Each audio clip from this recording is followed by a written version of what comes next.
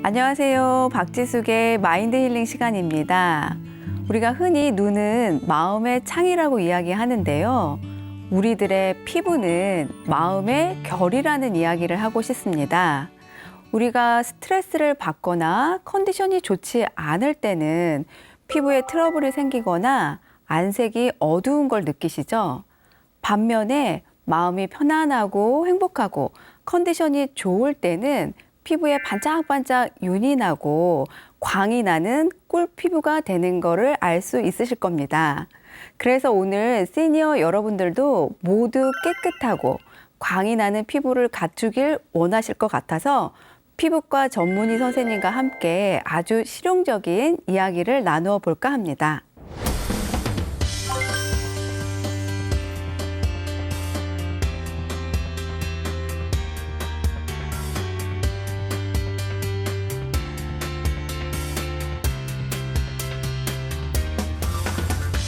그럼 선생님, 가장 아마 궁금해하시는 네. 이제 질문 넘버 원이 네. 피부 노화가 왜 되는지, 피부 노화의 가장 피부 큰 노화는 원인이 그쵸. 뭘까요? 첫 번째로 그냥 글자 그대로 나이가 들면서 자연스럽게 네. 노화되는 자연스럽게 네. 늙는 거, 그러니까 자연 노화, 그러니까 나이가 들에 따라서. 네. 두 번째는 이제 외부적인 환경 때문에 생기는 거는 가장 우리가 잘 알고 있는 자외선 때문에 네, 그렇죠. 네. 자외선이 네. 가장 큰 문제가 되죠. 그래서 그 외에 여러 가지 여건들이 있는데 그래도 가장 강력한 그 피부 노화를 유발하는 게 이제 자외선인데. 네. 그게 이제 자외선 때문에 피부 노화가 생기는 이유는 자외선을 받으면 우리 몸에 있는 그 세포에서 프리 라디칼이라고 활성산소가 이제 생겨요. 네. 그쪽은 이제 선생님이 나름 또 전문가시라서 그렇죠. 그 활성산소가 생기면서 그 활성산소가 우리 피부에 있는 어떤 세포들을 이제 파괴를 하고 네. 세포막도 파괴하고 심지어는 DNA도 변화시켜서 네. 유전자 그 시퀀싱이라는데 유전자 그까지 다 이제 변화를 시켜서 뭐 암도 유발하고 뭐 노화도 유발하고 막 그렇게 되거든요. 그래서 자외선 때문에 생기는 활성산소가 우리 피부에서 노화를 가장 강력하게 유발한다라고 네. 이제 그러니까 쉽게 생각하면 되겠어요. 그래서 그러면 노화를 어떻게 하면 막을 수 있을까? 네. 활성산소를 제거해야 그렇죠. 왜냐하면 우리가 나이를 타임머신 타는 것처럼 뒤로 갈 수는 없잖아요. 근데 이제 더 진행되는 걸 최대한 막아주려면 활성산소를 제거하는 게 이제 네. 현실적으로 가장 좋은 방법인데 그러면 이제 우선 1차적으로 자외선을 막아야죠. 그렇죠. 네, 그래서 자외선을 막기 위해서 자외선 차단제 첫 번째. 네. 그다음에 하지만 발생된 활성산소를 억제하기 위해서 항산화제 네. 두 가지. 네. 우선은 이제 가장 간단하게 네, 할 수 네, 있는 네. 방법들이고 가장 간편한 첫 번째 자외선 차단, 두 번째 활성산소를 제거하는 네, 거. 네. 네. 그럼 역시 우리 노화의 가장 큰 적은 자외선과 활성산소인데 일단 첫 번째 자외선 차단제를 열심히 바르셔야 되잖아요. 네, 근데 자외선 차단제가 종류가 무기자차도 있고 뭐 유기자차도 있고 그래서 저희 일반인들한테 너무 복잡하고 어려운 것 같아요. 네. 그 차이가 뭐냐면 이제 유기자차라는 거는 그 유기적 자외선 차단제는 그 빛을 그 인그레디언트 그러니까 성분이 자외선 A, B 그 자외선을 흡수하는 거예요. 네. 그러니까 자기가 쉽게 얘기하면 빨아먹는 거죠. 빛을. 그럼 이제 우리 피부에 안 닿는 거니까 그걸 이제 유기자차 성분이라고 하고 무기자차는 반사시키는 거예요. 네. 그래서 이제 자기가 그 빛을 흡수하는 게 아니라 그냥 반사시켜 버리는. 그래서 이제 대개는 성분이 금속 성분인데 티타늄 다이옥사이드 또는 징크 다이옥사이드, 티타늄, 아연 이런 성분을 나노파티클이라 그래서 아주 엄청나게 작은 네. 입자로 만들어서 그걸 바르는 거거든요. 그럼 이제 빛이 들어오면 그걸 이제 튕겨서 반사시켜 버리니까. 근데 이제 대개는 근데 이제 모든 거를 한 가지로만 다 만들 수는 없고 유기자차와 무기자차 성분을 대부분 다 섞어서 만드는데 네. 근데 무기자차 같은 경우는 이제 다 반사를 시켜버리기 때문에 자외선 A나 B나 상관없이 그냥 다 블럭을 다 막아주는데 문제는 뭐냐면 왜 백탁 현상이라 그러죠. 그렇죠. 그래서 하얗게 막 가부키 변 네. 그 화장한 것처럼 하얗게 되는 이게 효과는 너무 좋은데 너무 네. 하얗게 보기가 되니까. 싫죠. 그래서 그거를 이제 적당하게 섞어서 만들고 또 하나는 이제 무기자차 성분이 파티클이 입자가 작아지면서 바르면 피부 각질층 안으로 이제 스며들어요. 문지르면. 그래서 처음에는 하얗게 됐다가 막 좀 열심히 지나면, 문질러주면 네. 쓱 이렇게 그 하얀 게 좀 덜해지잖아요. 네. 이제 그런 이렇게 그러니까 입자를 점점 작게 만들어서 그런 효과도 나타나게 만들고 그래서 어쨌건 유기자차 완전히 따로 또 무기자차 완전히 따로 요즘은 그런 자외선 차단제는 거의 없고 둘을 알맞게 이제 제품에 네. 따라서 또 이제 사용 목적에 따라서 알맞게 이제 비율을 달리 이제 섞어서 대부분 이제 같이 혼합해서 나오는 이제 그 제품들이 대부분이고 근데 이게 유기자차냐 무기자차냐 이게 뭐냐 이걸 따지는 것보다 자외선 차단 지수라는 게 사실 더 네. 중요하거든요. 그래서 SPF, Sun Protecting Factor 해서 숫자가 나오고 맞아요. 뭐 50, 30 이렇게 써 PA 있잖아요. 플러스 이렇게 네. 있죠. 그래서 PA, Protective A, 그러니까 자외선 A까지도 막아주는 걸로 포지티브 그거는 이제 수치로 표시를 하는 게 아니라 그러니까 플러스의 개수로 표시해서 원 포지티브, 투 포지티브, 쓰리 포지티브 이제 네. 플러스 한우 등급처럼 툭불 그렇죠. 뭐 하나가 붙은 것도 있고 플러스 세 개 붙은 것도 한우 등급처럼. 있더라고요. 네, 그렇게 이제 나뉘거든요. 그래서 선택을 할 땐 UPA 지수까지 있는 거를 선택하시는 게 좋고 그러면 자외선 차단제 선택할 때 그런 수치가 무조건 높은 게 좋으냐? 네. 목적으로 따져서 봐서는 높을수록 좋죠. 왜냐하면 많이 잘 막아주니까. 네. 근데 이제 문제는 자외선 차단제를 사용했을 때 수치가 높은 애들은 지우기가 힘들고 네. 그래서 그러니까 자외선 차단제를 닦아내다가 피부가 손상되는 경우도 사실은 많아요. 왜냐하면 자외선 차단제의 그 태생이 땀에도 씻겨 나가면 안 되고 그쵸. 그렇죠. 그래서 대부분 이제 워터프루프 해가지고 닦아내도 물에 안 닦여내는 네. 목적으로 만들기 때문에 잘 안 지워지거든요. 근데 또 우리는 또 지워야 되잖아요. 그렇죠. 그럼 억지로 지우다가 또 피부가 또 손상이 돼요. 그래서 자외선 차단제를 선택할 때 지수도 중요하지만 내 피부 타입이 어떤지를 먼저 파악을 해서 그러니까 크게 두 가지로 저항성 피부와 민감성 피부로. 그래서 만약에 민감성 피부다 하면 너무 수치가 높은 걸 사용하게 되면 네. 지우다가 피부가 망가지는 경우가 사실은 더 많아요. 그러면 이제 그러면 인터넷에서 보고 기사를 보고 책에서 보고 막 선생님들이 하는 인터뷰를 보면 공식적으로 하는 얘기가 있어요. 500원짜리 동전만큼 네. 2시간마다 그 얘기는 다 거의 상식적으로 현실 알죠. 불가능이죠. 근데 그거는 우리나라 지금 도시 안에서 일상생활에서 하는 얘기가 아니라 캘리포니아에서 서핑 타는 사람들 얘기거든요. 네네. 마이애미 막 이런 데서 서핑 타고 막 그런 사람들 얘기.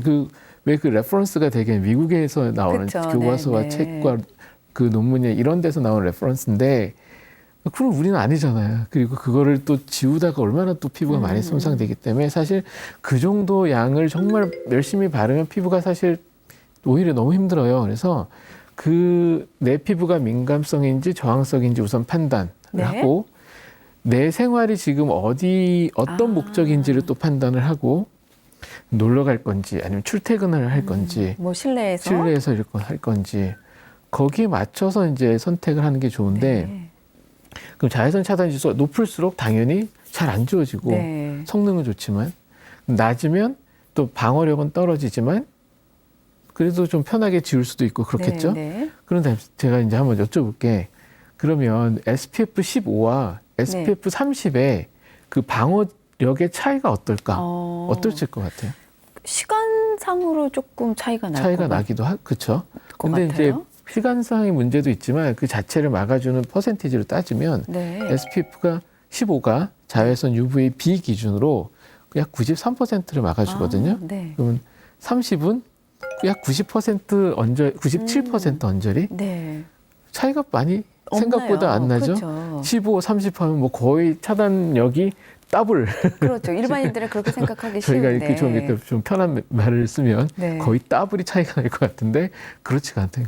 그 정도의 이제 수치, SPF 지수 수치는 더블, 그러니까 2배로 차이가 나지만 정말 막아지는 햇빛의 양이 2배, 3배, 2배가 나는 게 아니에요. 그래서 일상생활 도시 안에서 출퇴근 정도면 SPF 15 언저리면 너무 충분해요. 정말 몇 시간 동안 막 골프를 쳐야 되는 이런 정도가 아니면 굳이 50 넘어까지도 사실은 필요가 없고, 그러니까 내 피부 타입에 따라서 오히려 잘 지워지고 내 피부가 적당하게 적응할 수 있는 정도의 제품을 사용하시면 돼요. 그래서 어거지로 막 수치 높은 거를 막 굳이 고집할 필요는 없거든요. 그리고 요즘엔 그 비비크림이나 또는 뭐 파운데이션에도 기본적으로 SPF가 깔려 있어요. 대개는 비비크림도 SPF 한 15 언저리, 20 언저리 그 주변에 그 지수를 가지고 있고, 그 다음에 그 심지어는 그 파우더, 프레스 파우더 제품도 SPF 뭐 5에서 10 정도는 가지고 있거든요. 그래서 비비 가볍게 바르고 파우더 메이크업 해도 충분히 충분하다. 지수가 나오거든요. 그래서 이제 너무 자외선 차단제 지수에 대해서 너무 집착하지 말고 막 놀러 갈 것도 아닌데 막 이만큼 500원짜리 그쵸. 동전을 가지고 뭐 아니 그러면 2시간 화장을 했는데 2시간마다 덧바르라고 했단 말이에요. 선생님들이 뭐 기사를 보면 화장을 지고 덧발라야 되나? 막 고민이 되게 많아지잖아요. 그러실 필요가 없이 프레스 파우더 정도로 가볍게 좀 이렇게 편한 말로 도충을 해줘도 해줘도 충분하다 이렇게 생각을 하시면 되고, 너무 지수에다 막 매여가지고 이거 안 바르면 나 김이 생기고 큰일 나는데 어떻게 막 피부 노화가 생기는데 어떻게 막 이렇게 고민할 필요는 사실 없어요.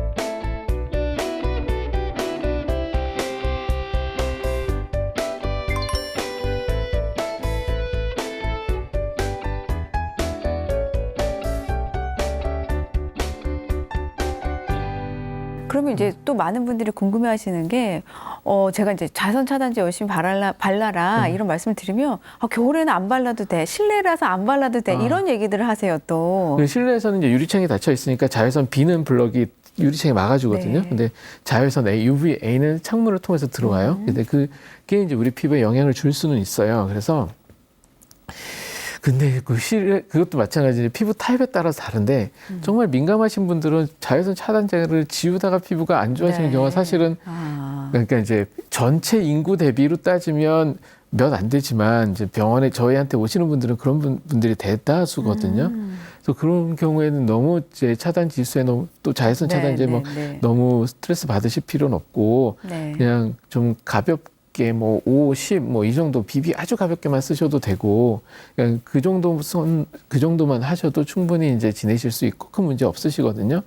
그리고 이제 그 자외선 차단제에서 또 하나, 자외선 차단에 있어서 또 하나 중요한 거는 자외선 차단제 자체뿐 아니라 아까 제가 활성산소를 제거하는 게 중요하다고 그랬잖아요. 그래서 우리 피부에서 바르는 제품으로 그 항산화제, 활성산소를 제거해주는 항산화제 중에서 가장 강력한 거는 비타민 C예요.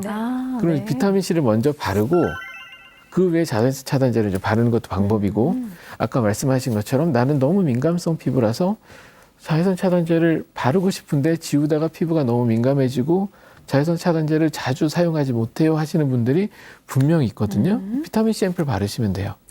그럼 비타민 C 앰플은 뭐 시중에 파는 거를 아침이나 밤이나 상관없이. 그런데 비타민 C 앰플도 이제 얘네들이 제대로 작용을 하기 위한 조건이 있어요. pH가 3 정도, 굉장히 강한 산성이어야 되고, 그 다음에 농도가 10% 이상이어야 되고, 그 다음에 페룰릭 애시드라는 또 보조 성분이 같이 들어가 있을 때 얘네들이 아주 제대로 작용을 하거든요. 근데 이제 비타민 C 제품은 어떤 경우에는 딱 이제 이런 말씀 많이 하실 것 이렇게 썼더니 따가워서 못 쓰겠어요. 따끔따끔 하더라고요. 그게 정상이에요. 따가워야지 제대로 된 제품이에요. 왜냐하면 pH가 낮기 때문에 pH가 이제 높아지면은 산이니까. 그러니까 산도가 좀 그러니까 중성으로 가면 별 따가움이 없거든요. 그래서 비타민 C 제품은 딱 바른 다음에 한번 알싸하게 한번 따가워야 돼요. 근데 그게 계속되진 않고 순간 아싸 따갑고 이제 괜찮아지거든요. 그래서 이제 비타민 C 앰플을 그렇게 바르시면 꼭 자외선 차단제, 그러니까 비타민 C 앰플 바른다고 나가서 막 햇빛에 골프 치고 이런 건 아니지만 집에서 어느 정도 차단하는 정도, 꼭 자외선 차단제를 바르지 못하는 경우, 그런 경우는 충분히 막을 수 있고, 또 하나는 비타민 C 앰플을 이제 항산화제를 먼저 바르고 흡수시킨 다음에 그 위에 자외선 차단제를 바르면 훨씬 더 이제 효과가 네. 이제 시너지 효과가 나는데, 그거를 이제 회사에 따라 어느 회사에서 이제 모 회사에서 그걸 또 이제 약간의 광고의 캐치프레이즈로 만들었는데 잘 만든 것 같아요. 더블 디펜스라는 개념이거든요. 그냥 이제 활성산소 항산화제를 바르고 그 위에 자외선 차단제를 발라서 이중으로 방어한다, 네. 이런 개념으로. 근데 사실 그게 그냥 어떤 커머셜한 광고적인 어떤 그런 그 문구라기보다 실제로 이론적으로도 의학적으로도 충분히 그렇죠. 예, 가장 어떻게 타당하거든요. 보면 이제 노화의 기본, 안티에이징. 안티에이징 가장 기본. 네. 그래서 비타민 C 앰플 잘 바르고 자외선 네. 차단제를 바르되 자외선 차단제 지수에 대해서 너무 집착할 필요 없이 말아라. 잘 지워지는 제품인지 아닌지 이런 것도 네. 내가 생활을 지금 오늘은 난 어디를 갈 것이냐, 내 네. 피부 타입은 어떠냐에 따라서 선택을 하시면 되는데, 따라서 자외선 차단제를 한 종류만 갖고 있는 것보다는 여러 종류를. 약간 한 두세 가지 옵션에 따라서 가지고 있는 게 네. 사실은 좋거든요. 그래서 센 놈, 쉽게 얘기하면 아주 차단 지수가 높은 아주 강한 제품, 평상시에 그냥 캐주얼하게 사용하고 잘 지워지고 내 피부에 크게 부담 없이 사용할 수 있는 좀 그 네. 지수가 낮은 제품, 이렇게 한 두세 가지를 가지고 사용하시면 훨씬 편하게 쓸 수가 있죠. 어떻게 보면은 우리 피부 노화의 오늘 핵심을 그냥 다 두 가지를 말씀을 해주신 것 같아요. 그게 자외선과 굉장히 중요하죠. 안티에이징 안티에이징의 비타민 방법. C 네. 앰플. 네. 근데 이제 말씀해 주시면서 지금 선생님께서 이제 그 세안에 대해서 되게 많이 강조하셨잖아요. 그렇죠. 근데 저도 이제 이렇게 계절이 뭐 찬바람이 부는 겨울이거나 이러면 속당김이 엄청 심해지더라고요. 그래서 세안을 정말 잘해야 될 것 같은데 어떻게 해야 될까요? 선생님 세안하고 나서 이렇게 뽀드득 하는 거 좋아하세요? 예전에 어릴 때는 그랬는데 지금은 안 그러려고 해요. 뽀드득 하면 힘들죠. 네. 그게 이제 세안하고 나서 피부에서 뽀드득 한다는 거는 내 피부 장벽, 피부 각질층이 굉장히 손상을 받았거나 네. 얘가 이제 벗겨져 나갔다고 생각을 해야 되거든요. 그래서 뽀드득한 걸 되게 좋아하시는데 사람들이, 그런 분들이 계세요. 근데 내 피부 장벽이 다 이제 오히려 안 좋아진 네, 거예요. 네.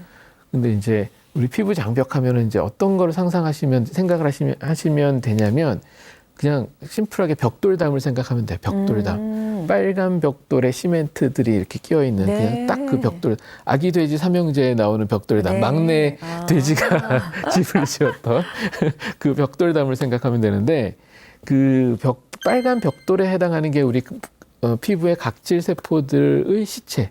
그러니까 각질 형성 세포들이 밑에 층에서부터 위로 올라가면서 수명을 다하고 그 껍데기만 남은 게 각질이에요. 그래서 그 벽돌에 해당하고, 그 사이사이에 시멘트가 이제 그 지질층이거든요. 네, 네. 그래서 이제 그 각질 세포의 죽은 시체, 그 껍데기와 사이의 지질, 기름들이 네. 딱 진짜 벽돌담처럼 구조가 돼 있어요. 그래서 걔네들이 이제 튼튼하면 피부에 있는 수분이 안 날아가는 걸 최대한 딱 잡아주는데, 걔네들이 이제 그 벽돌담이 허물어지면 수분이 그냥 다 날아가는 거죠. 그러면서 이제 탄력이 무너지기도 거군요. 하고, 그다음에 건조해 보이기도 하고, 네. 실제로 건조해지고, 그래서 이제 그 뽀득뽀득한 상태를 걔네들이 이제 손상을 받기 시작하는 상태인 거예요. 쉽게 얘기하면. 근데 그 사람들 보면 그렇게 해서 뽀득뽀득하게 세안을 하고 또 보습제를 발라요. 네. 그럼 건조하니까. 그렇죠. 근데 그거는 좀 아주 극단적인 비유를 하자면 내 이빨 뽑고 임플란트 하는 거랑 똑같아요. 네. 내 피부 너무 극단적이긴 네. 하지만 내 피부에 있는 아주 훌륭한 장벽을 다 내가 막 제거하고 보습제를 바르고. 그럼 어떻게 세안해야 될까요, 선생님? 그냥 대개는 2번, 3번 닦는 분들이 많거든요. 그래서 세안 한 번. 세안은 5분 한 번? 내로. 네. 근데 이제 여자분들이 5분 내로 세안하기 쉽진 않아요. 왜냐하면 이제 이중 세안할 때 클렌징 오일 쓰고 네. 또 2차 세안한다고 이제 클렌징 폼 쓰고 그러잖아요. 그러면 이제 저희가 이제 한번 실험을 해봤어요. 직원들이랑. 한 10분 걸리더라고요. 네. 아무리 빨리빨리 하려고 그래도. 네. 이중 세안하면 10분 걸려요. 되게 평균. 근데 그걸 5분, 3분 내로 당기려면 세안을 딱 한 번만 해야 되는데, 근데 요즘 나오는 그 커버 제품들이 한 번만 세안해서는 되기 어려운 제품들이 사실 되게 많아요. 워낙 강력하게 커버가 되니까. 쿠션 되게 네. 아주 대표적인 게 대부분 쓰죠, 우리 요즘. 어머님들도 쿠션 그러고 제품들. 다들 쓰실 텐데. 그다음에 이제 되게 이제 리퀴드하게 이제 스티키한 그 파운데이션들. 네. 근데 옛날에는 그거 안 하고 우리 어머니 때는 다 두들겨 가서 화장했잖아요. 네, 네. 근데 이제 어느 순간부터 나 빨리 출근해야 되는데 바빠 죽겠는데 언제 두들기고 있어? 그냥 푹딱 바르고 빨리 출근해야지. 또는 지하철에서 막 해야 돼. 어떻게 지하철에서 두들기고 있어요. 네, 네. 그냥 쓱 발라야 되니까. 그래서 이제 나온 제품들이 이제 그런 제품들인데 그 제품들을 그러니까 에나멜 타입의 약간 뭔가 스티키한 리퀴드한 그 커버 제품들을 지우려면 그 오일 클렌저를 한번 닦아주고 그 외에 또 오일 성분이 남아있으니까 폼으로 한번 닦아주는데 그러다가 이제 좁쌀 여드름도 많이 나고 또 근데 지금 여기 시니어 방송이니까 이제 우리 학생들이나 20대에서는 그런 제품들 영향으로 좁쌀 여드름 나는 경우 되게 많고요. 이제 시니어 방송에서 오면 50대 이후에서는 그렇게 사용하면서 피부 장벽이 안 좋아지면서 피부가 건조해지는 경우가 굉장히 많아요. 네. 쓰시면 혹시 내가 쿠션을 쓴다 그러면 쿠션부터 쓰지 말자. 아, 네. 쿠션 쓰지 말고 그러면 그냥 파우더 제품이나 가볍게 비비를 쓰면 5분 내로 세안을 하게 되면 피부 건조한 게 상당히 좋아져요. 네. 그래서 이제 그 피부 보습은 사람들이 대부분 생각할 때 뭔가 바르는 거. 그래서 이거 썼다 저거 썼다 이제 쉽게 화장품 보습제 유목민들이 되는 경우가 많은데 뭔가를 쓰는 것보다는 세안을 가볍게. 네, 정말 중요한 말씀이신 것 같아요. 보습은 세안부터. 세안을 가볍게 하려면 또 커버를 또 가볍게 해야겠군요. 네. 그래서 만약에 그럼 나는 나 직업상 풀 메이크업 해야 되는데 그러면 두들겨야죠. 프레스 파우더로. 네. 예. 근데 선생님 궁금한 게 그 그러니까 가루 파우더라고 하잖아요.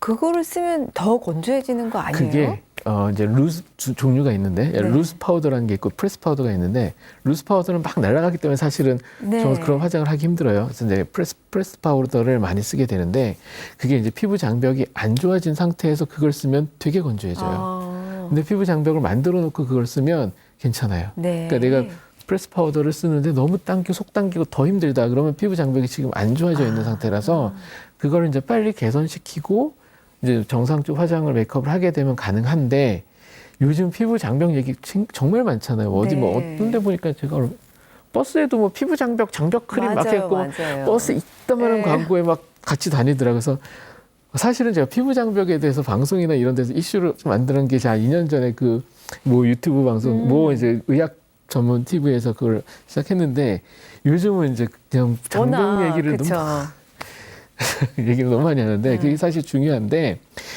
그런 영향 때문에서 그런지 사람들이 이제 저한테 진료실에 오면 어떤 얘기를 하냐면 저 다른 병원에서 피부 장벽이 무너졌다는 판정을 받았어요. 이런 판정을 받았어요라는 의미는 어떤 의미예요? 굉장히 그렇죠. 뭔가 병으로 낙인 찍히는 그러니까 딱 그래서 무슨 커다란 무슨 불치병을 진단받은 것처럼 병으로 지금 선생님 말씀하신 것처럼 병으로 낙인 찍힌 것 같은 아니거든요. 그냥 그때 현재 상태가 그렇다는 거지.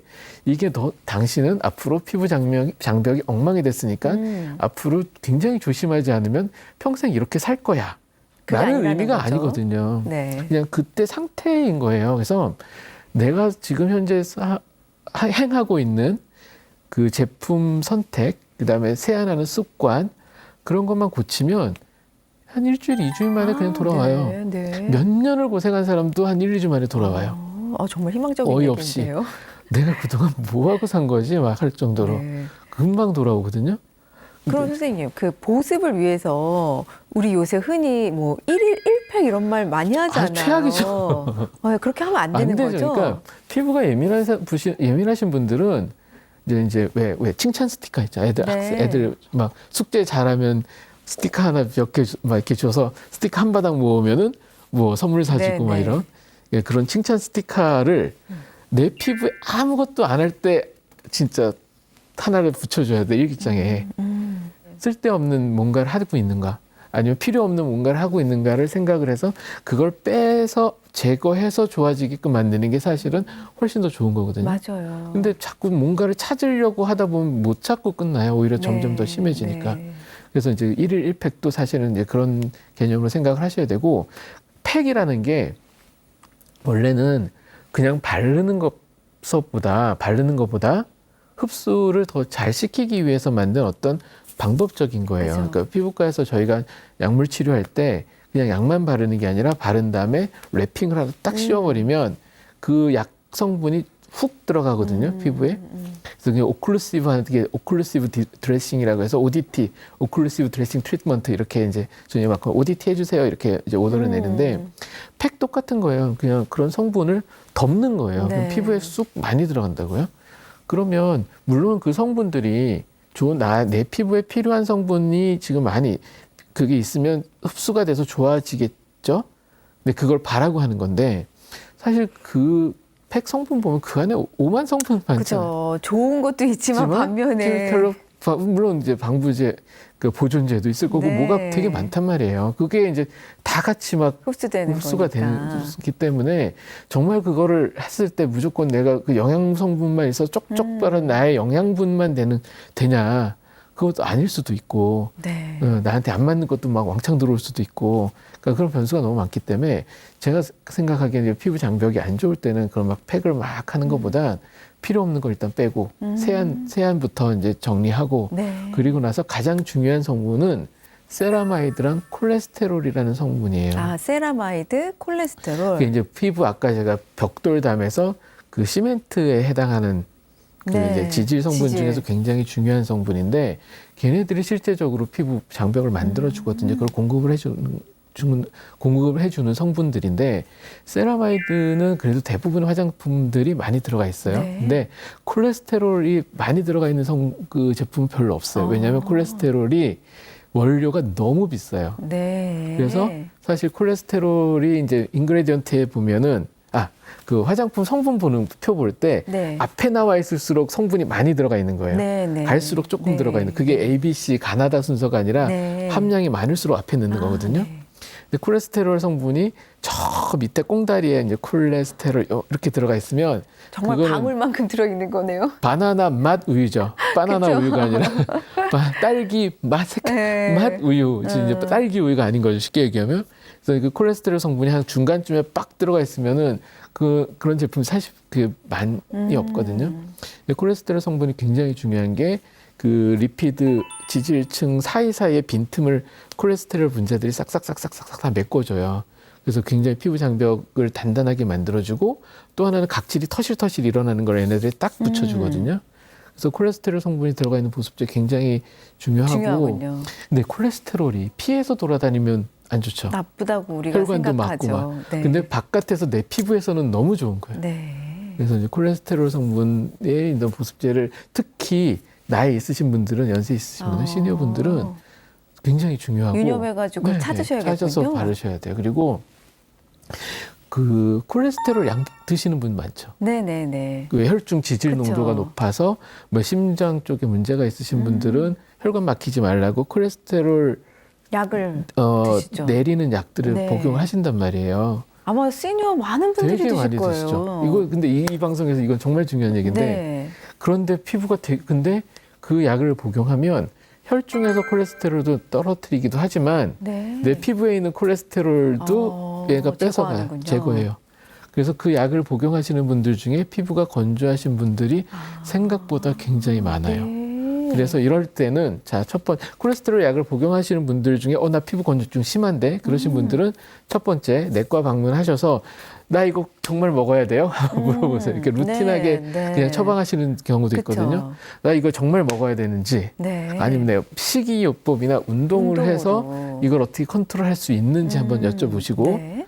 그렇게 한번 해보셔도 돼요. 내과 선생님이 그렇게 말씀하실 수도 있고 아이고 안 됩니다. 위험한 수준이다. 위험하시니까 이건 꼭 드셔야 됩니다. 그쵸. 그럴 수도 있잖아요. 그래서 만약에 그러시면 콜레스테롤 성분의 화장 보습제를 바르면 정말 훨씬 좋아지시고 그 건조증이 되게 잘 해결이 돼요. 네, 그래서 네. 이제 콜레스테롤 지금 이제 시니어 방송을 보시는 분들은 이 콜레스테롤에 대한 복용약도 있고 혈중 그것에 관심이 높으시니까 하지만 이 콜레스테롤이 피부에도 굉장히 이렇게 네. 작용을 하는데 의외로 사람들이 잘 모르죠. 심지어는 네. 의사 선생님들도 잘 모르시거든요. 네. 그것 때문에 그 약을 복용하면서 가려움증이 생긴다. 이거를 잘 모르시는 분들도 많아서 거기에 대해서는 꼭 한번 생각을 해보셔야 돼요.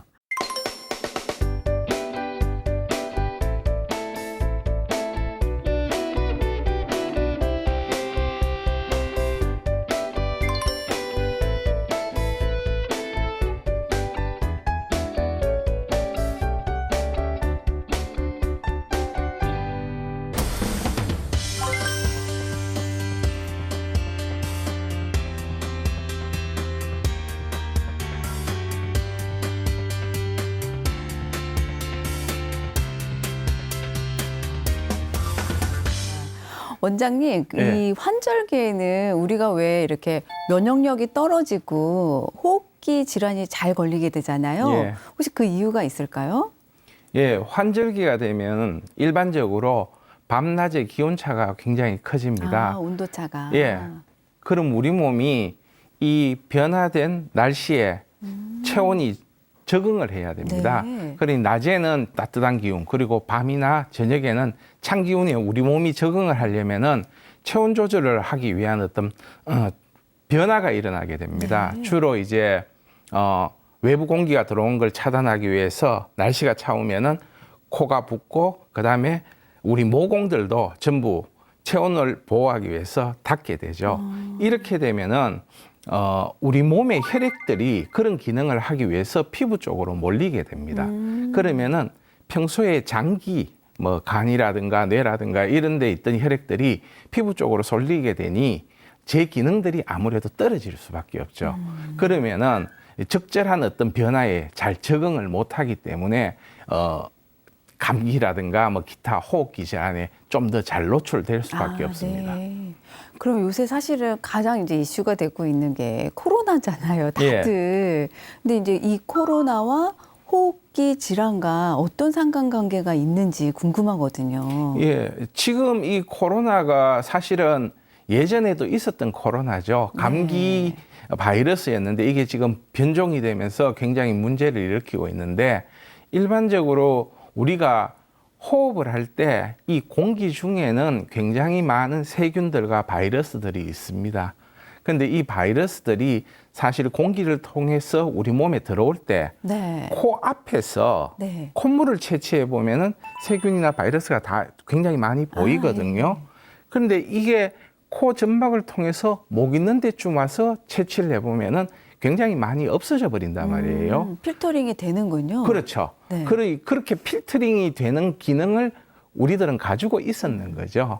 근데 이게 잦은 감기라든가 비염이라든가 호흡기 질환의 어떤 노출이 되게 되면 이 기능들이 굉장히 많이 떨어지게 됩니다. 네. 그러면은 아무래도 외부에 있던 바이러스들이 좀 더 잘 노출되고 많은 양이 들어오더라도 필터링이 안 되니 우리 몸에서 그대로 타격을 받을 수밖에 없는 상황이 되는 거죠. 네. 그래서 코로나에 똑같이 걸렸는데도 무증상자들이 있는 반면에 굉장히 위험해지는 네. 사람들이 네. 그런 어떤 각각의 신체의 컨디션의 차이라고 보셔야 될 것 같습니다. 어떻게 보면 이제 그 필터링을 하는 나의 호흡기의 건강 상태가 중요한 영향을 미친다. 그렇죠. 이 말씀이시군요. 예. 근데 요새는 정말 기침만 이렇게 하더라도 덜컥 겁이 나는 상황이에요. 예, 예. 근데 일반적인 또 감기이실 수도 있잖아요. 예. 네, 일반적인 이제 감기 질환은 우리 이제 한방에서 볼 때는 또 이제 어떻게 보시나요? 예, 감기라는 거는 예전에는 감모라고 표현했습니다. 감모요? 그러니까 예, 어떤 나쁜 기운에 네. 내가 감촉이 된다라는 그런 뜻이거든요. 근데 우리가 평소에는 이렇게 정상적인 기온인데 이 기온들이 너무 편협되면은 네. 굉장히 차와진다든가 바람이 많이 분다든가 아니면 아주 건조해지게 되면 우리 몸이 적절하게 대응을 못하니까 이제 바이러스나 이런 것들이 활동하기 좋은 상황이 되어버리게 됩니다. 이거를 이제 감기라고 하는데 한방에서는 현대의학과 조금 차이가 있게 보는 게 현대의학은 그 감기 걸리는 원인이 그 감기를 일으키는 바이러스로, 예, 네. 거기에 좀 더 집중하는 반면에 네. 한의학에서는 감기가 걸리는 환경 자체에 좀 더 집중을 하게 됩니다. 네. 그렇기 때문에 이제 감기에 대한 어떤 치료라든가 대응도 좀 차이가 있는데요. 서양의학에서는 이제 항생제라든가 이렇게 해서 치료를 하는 반면에 바이러스를 이제 죽이고 사멸하는 데 포커스를 예, 맞추는 거죠. 그쪽으로 좀 더 신경을 쓰는 반면에 한의학에서는 이제 초기에는 바이러스가 들어와서 내 몸이 그 면역력으로 싸우는 과정에서 뭐 열이 난다든가 오솔오솔 춥다든가 이런 것들이 나타날 때 그 상황을 좀 더 빨리 해결해 주기 위해서 다양한 치료를 하죠. 그런데 조금 특징적인 것은 그 치료를 하고 끝을 내는 게 아니라 사실은 이 치료 과정에서 우리 몸의 에너지가 면역력이 많이 소모되고 나면은 체력이 떨어지면서 네. 허탈해지게 네. 됩니다. 이런 상황이 됐을 때는 보면 실제 감기는 끝났는 것 같은데 네. 내 몸이 오슬오슬 춥다든가 이런 건 끝났는 것 같은데 힘이 없고 완전히 안 떨어진 상태가 굉장히 오래 가는 경우들이 많습니다. 맞아요. 그래서 보통 감기는 뭐 한 일주일이면 된다라고 하는데 실제 뭐 한 달씩 이렇게 가는 분들이 있거든요. 그 뒤에는 엄밀히 말해서 감기라기보다는 감기 후유증으로 봐야 됩니다. 네. 그런데 이 상황을 이제 체력을 보완시켜주는 보약들을 쓴다든가 하면 굉장히 좋아지거든요. 네. 그런데 일반인들은 이해가 잘 안 될 것 같습니다. 감기에 보약을 쓴다니? 네. 그런데 그게 감기 자체에 쓴다기보다 감기 뒤 그 허탈해진 상황을 회복해주면은 빨리 감기가 마무리가 되는 거 하나 하고 재발이 안 되게 됩니다. 네. 예, 그렇게 마무리가 되는 부분이 한의학에서 좀 더 감기를 치료하고 대응하는 방법의 차이라고 네. 할 수 있습니다. 정말 중요한 말씀이신 것 같아요. 사실 우리는 이제 감기에 걸렸다 그러면 어떤 그 증세를 없애는 데만 포커스를 맞추잖아요. 근데 이제 더 중요한 거는 그 증세를 없애고 그것을 이제 완전히 내 몸이 건강하게 회복되는데 또 노력을 해야 된다. 예. 예. 보통 그 감기 같은 경우도 사실은 한 2, 3일 그 급성기에 몸이 막 아픈 거는 약을 먹는다든가 해서 덜하게 네. 만들 수 있는데 그 뒤에 남아있는 왜 안 떨어지고 있는 이 상황으로 고생하시는 분들이 실제 굉장히 많습니다. 네. 그런데 뭐 특별히 하실 방법도 없고 해서 굉장히 괴로워하시는 네. 경우들이 많죠. 네.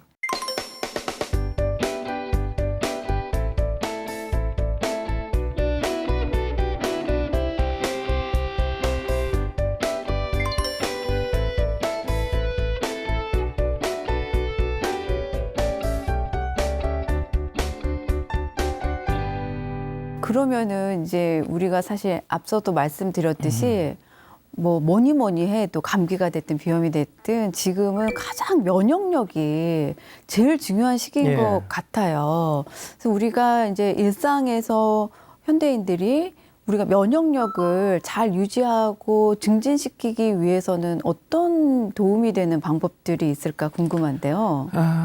이 면역력이라는 것들에 대한 어떤 한의학적 네. 표현을 보자면은 한의학적으로는 면역력과 가장 관계가 깊은 게 폐에 해당합니다. 폐. 예. 네. 근데 요 폐라는 게 서양의학의 폐와는 조금 이미지가 다릅니다.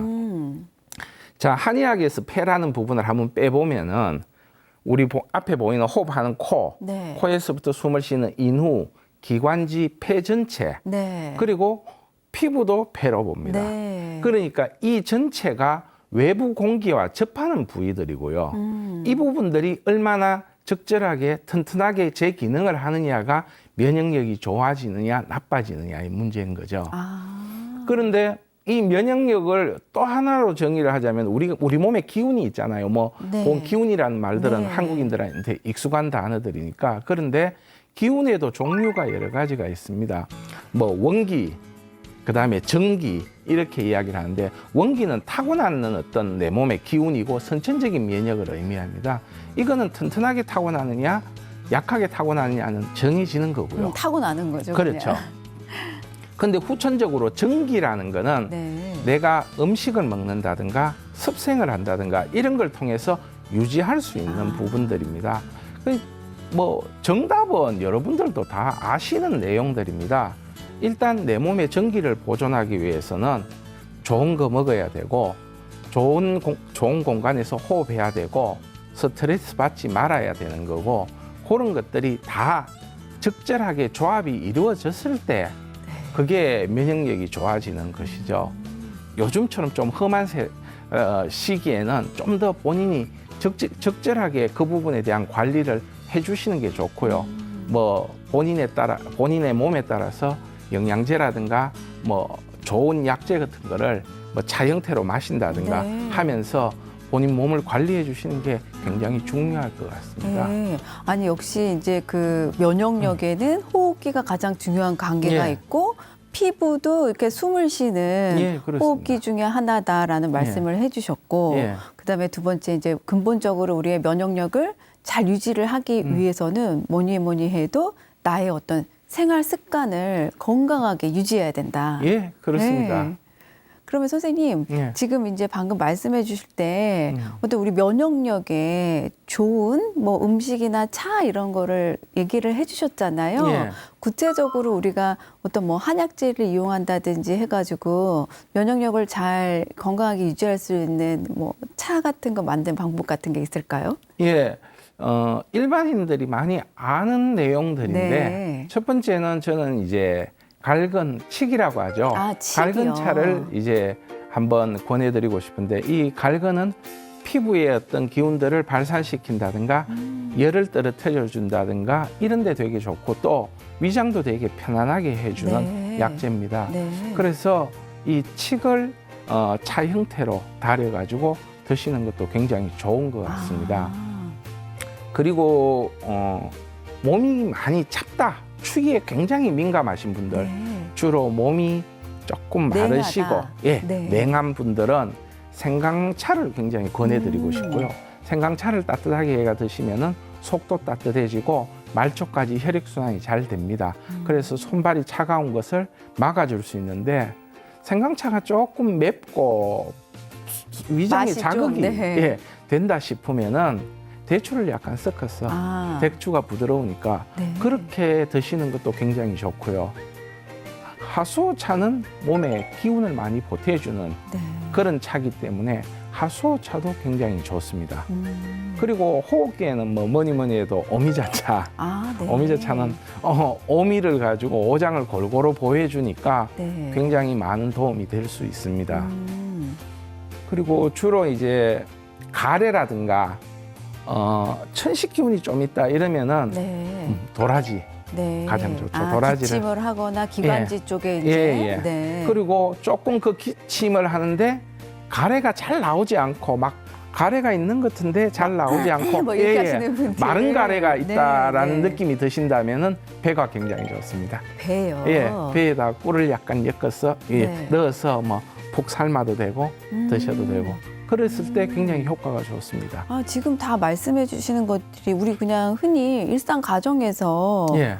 얼마든지 활용할 수 있는 것들로 말씀을 해주셨네요. 예, 제가 이렇게 경험해 보면은 사실은 여러 방송이나 다른 데서도 이런 이야기를 하면은 네. 들을 때는 끄떡끄떡 하시는데 사실 이걸 매일 드시는 분들 맞아요. 굉장히 드뭅니다. 네. 그래서 크게 막 한 며칠 내가 열심히 먹고 효과를 봐야지 이렇게 생각하지 마시고 아. 그냥 친구처럼 네. 편안하게 1년 365일 꾸준히 드신다고 생각하시면은 이게 처음에는 이게 방송에서 저렇게 이야기하는데 효과가 있을까 없을까 하는데 이게 어느 순간 되면은 네. 꾸준히 효과가 나타나서 본인의 몸을 유지해 주는 걸 느끼거든요. 그러니까 네. 사실은 차 드시는 거는 제가 꼭 한번 이야기해 드리고 싶은 게 그냥 기간을 뭐 일주일 열흘 이렇게 생각하지 마시고 한 달, 두 달 좀 꾸준히 그냥 예, 아. 친구처럼 습관처럼 마시는 걸로 한번 해보십시오. 굉장히 효과 볼 수 있습니다. 우리가 운동을 뭐 한두 번 해가지고 효과가 있는 게 아닌 것처럼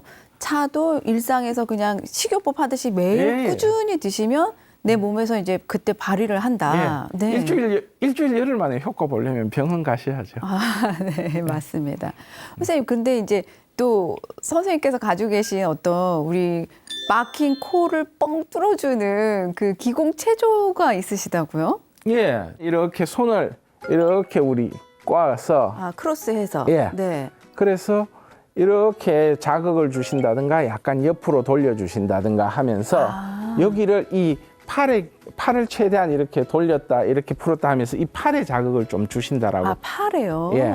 네. 그렇게 해주시게 되면은 이 손에 우리 삼양경과 삼음경이라는 이 아. 경혈들이 네, 흐르거든요. 이 경혈이 자극을 받게 되죠. 우리 뭐 목욕탕에서 경락 받는다라고 이야기하는 게 사실은 이 경락을 이렇게 자극하는 방법인데 그렇게 강제적으로 하지 않더라도 우리가 스트레칭 하듯이 자극이 일어날 수 일종의 있습니다. 그러니까 이제 스트레칭과 마사지를 겸한 그렇죠. 본인 행동이 혼자 포즈군요. 할 수 있는 아. 것들입니다. 물론 뭐 강하게 하실 필요는 없고요. 했을 때 뻐근하게 기분이 좋을 정도. 근데 이 여기에 그러면 흐르는 이 어떤 경혈이 예. 우리의 어떤 코랑 연관이 있나요? 폐경락이 흐르고요. 아. 폐경락이 흐르고 그다음에 대장경 경락도 흐릅니다. 아, 장이랑 네. 대장경 경락도 흐르게 되고 심장과 관계된 경락도 흐릅니다. 아. 그리고 이 경락들이 이 팔에서 뻗어서 얼굴 주변으로 퍼지기 때문에 얼굴 주변에 어떤 열기도 가라앉혀주고 코도 뚫어주고 기능들을 좀 더 활성화시켜 준다라고 아주 생각하시면 단순한 됩니다. 동작 같은데 효과는 그냥 만점이군요. 예, 그렇게 아. 하시고 이 동작을 하든 요렇게 하시든 네. 뭐 보통 우리가 이렇게 옆으로 돌려주게 되면은 네. 이 좌우가 또 자극을 받게 네, 됩니다. 네. 그러면은 간경이라는 부위, 간하고 아. 담경이 자극을 받게 됩니다. 그러면은 혈액 순환이 굉장히 네. 좋아지죠. 그리고 우리 몸의 어떤 간의 해독 작용들이 좋아지니 피부라든가 몸의 전체적인 어떤 상황들이 좋아질 수 있습니다. 그래서 이렇게 꼬우는 상태 아니면 이렇게 잡은 상태에서 좌우로 돌려주는 동작들 네. 해주시는 게 도움이 네. 됩니다. 또 다른 하나는 그냥 쉽습니다. 팔을 해서 이렇게 들어 올려주시는. 기지개 피듯이. 예, 네. 위로 이 천장으로 이렇게 해주시게 되면은 이렇게 해서 상체 부분이 자극을 받기 때문에 폐경이 좀 더 좋아집니다. 폐경이 좋아진다라는 것은 호흡기가 좋아진다라는 거죠. 그렇게 하시고 그다음에 뭐 팔을 뒤로 해가지고 가슴을 펴주시는 네. 운동들 이렇게 뒤로 손잡고 아. 그런 동작들도 가슴에 이렇게 자극이 되기 때문에 호흡기가 굉장히 많이 자극을 받을 수 있습니다. 보통 우리가 현대인들이나 아니면은 나이가 드실수록 자꾸 상체가 앞으로 기울고 그렇죠. 그다음에 어깨가 안으로 구부러지고. 말려 들어가면서 네. 이 호흡의 폐활량이라든가 호흡기의 범위가 좁아지게 되거든요.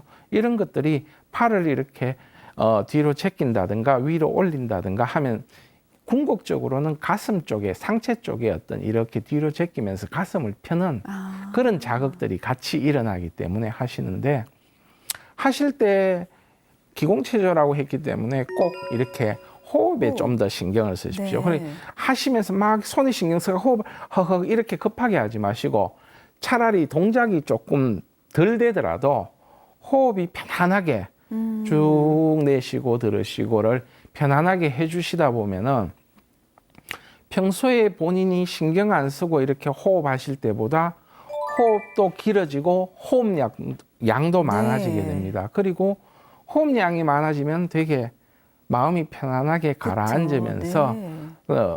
좀 편안한 어떤 몸이 릴렉스되는 그런 느낌들을 느낄 수가 있게 아, 되죠. 지금 듣고 보니까 기공체조라는 게 나의 호흡을 이제 천천히 편안하게 조절을 하면서 어떤 이제 그 액션을 취하는 동작을 같이 하는 예. 거네요. 핵심은 호흡이지 네. 액션에 너무 신경 쓰다가 호흡이 흐트러지는 것보다는 네.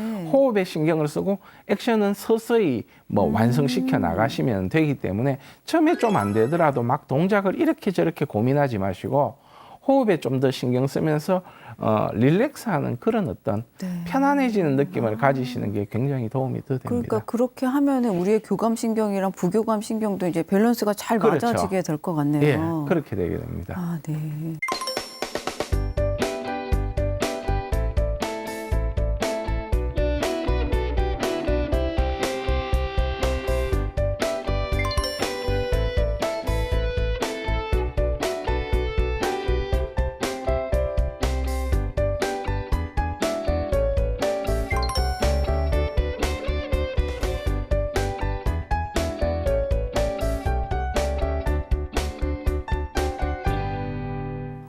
오늘 이렇게 이야기 나눠보니까요.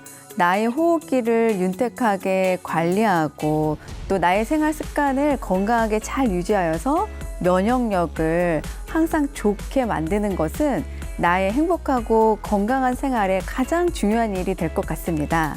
여러분들도 오늘 배우신 팁들을 잘 활용하셔서 행복하고 축복 있는 삶 항상 함께 하시길 바라봅니다.